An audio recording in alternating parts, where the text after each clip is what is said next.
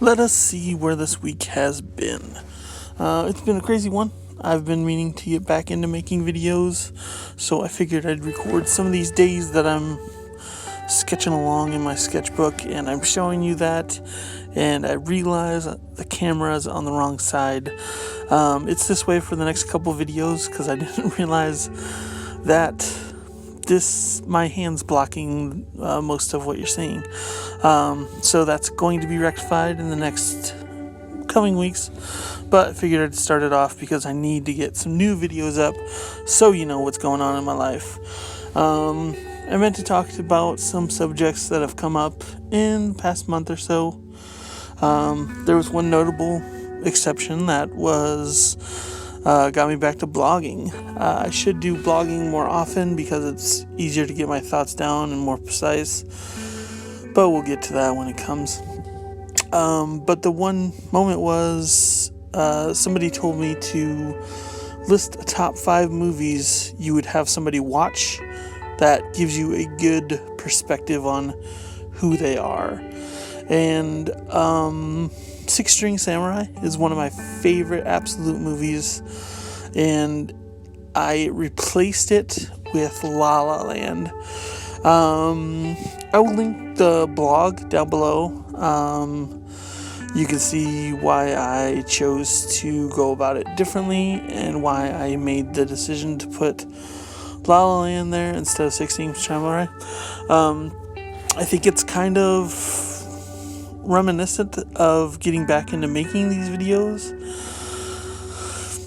I just have a new perspective on a few things, but I definitely have to get back in the saddle and get back to work because a lot of people are wondering what I'm up to, and not sharing a lot of that is not like me. So November has been motoring month, so I'm doing a lot of work on getting car designs down.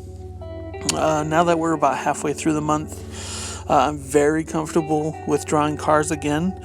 I still have proportion problems, but they are a lot fewer than there were starting out this month. I don't think I would have attempted cars earlier this year, but now I have probably a list of 60 pictures that I want to draw.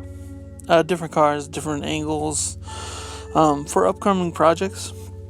There are some in here for that.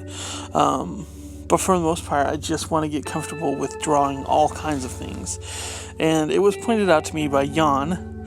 If you're not watching his Sketchalona series, you should be. I will throw a link, and I'll throw up a card to his latest Sketchalona because those are incredible. He shows off Barcelona while he shows off his sketches. You can get a better vantage point of his sketches than I'm giving of mine. But yeah, check those out for sure. Marshall is doing some series talking about stuff that's going on in the art world. Definitely check out his channel. I'll link his as well. Now back to what I've got going on. I'm currently coloring issue 8. The Kickstarter ran through the month of September. Kind of fell back on a few things, had some family things that I had to take care of, and has pushed the deadlines back and back and back, and I'm hoping to get issue 8 at least colored by the end of November because that's the new goal. I'm looking to get issue 8 and issue 9 done at the same time, so when I go to print them, it doesn't cost quite so much, and then I can get working on the next issue and the second trade. Have them ready to go for next spring. And also I want to give issue 9 to those people that helped me with the issue 8 Kickstarter, just as a kind of thank you. I know that they've been waiting for a couple months now, and I'm still not done with issue 8, so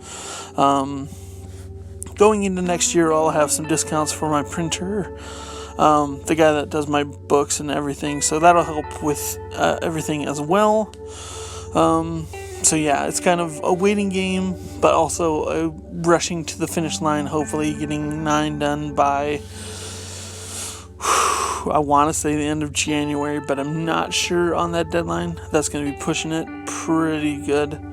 I can usually get an issue done in a month and a half by 2 months, but I mean, you're talking with Christmas, New Year's Eve, and stuff like that, but we're going to keep pushing. I've got plenty more to talk about.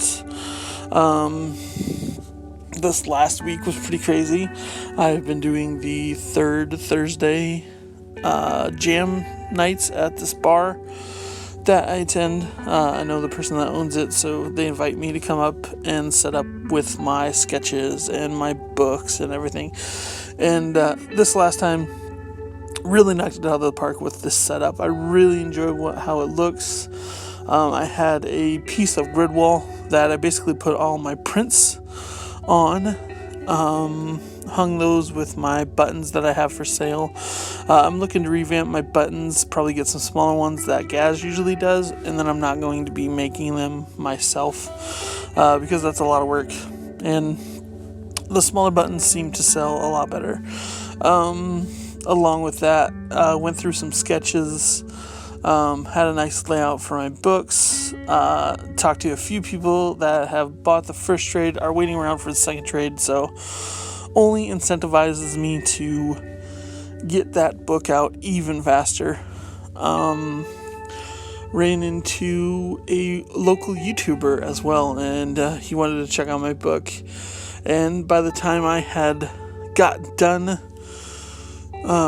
with the bar and getting everything put away and back to my van, he had called me in. He said him and his friends had already checked it out and they were in love with it. He told me all his drunk friends were excited about it, and I mean, it's awesome to hear stuff like that. I had a bunch of random sketches from September.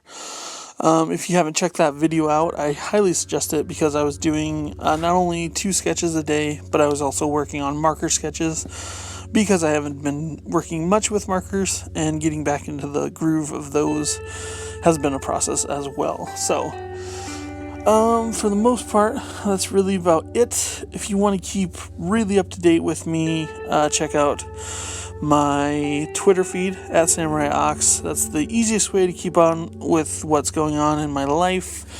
Every Monday night, I stream with a friend on Twitch on Comic Book Black Books Twitch channel, and we do Roomies and Movies, where we talk about the week.